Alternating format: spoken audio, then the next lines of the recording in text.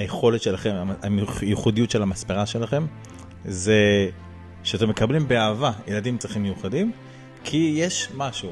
איך, זאת אומרת, אם הייתי אומר לך, מה זה שאתה כל כך מיוחד במספרה, שדווקא אוהבים לבוא אליכם, וברגוע. הכל התחיל באיזה פוסט שבפייסבוק שראיתי, שאיזה אמא אחת יש לה ילד על הרצף, ואיזה ספר, אני אגיד במילים אחרות, סוג של ניצלת, לקח ממנה 250 שקלים. זה תספורת של ילד. תספורת של ילד. גם ככה האמא הזאת עוברת סבל לא נורמלי. והחלטתי כאילו, אתה יודע, שאני שם דגש מיוחד, הגעתי לכל האנשים, הגעתי לכל הקבוצות, לאן שיכלתי להגיע, וממש פרסמתי שם את המספרה, והילד שלהם, שהוא בא אצלנו למספרה, אנחנו עושים אותו מלך, כן. ונותנים לו הרגשה של מלך, ואם צריך גם אנחנו לא לוקחים כסף לפעמים, אם אני רואה אמא במצב כן. כספי, אנחנו עושים איזה מצווה. באמת, יש לי שיטה ייחודית שאני מספר את הילד. מה השיטה שלך בעניין?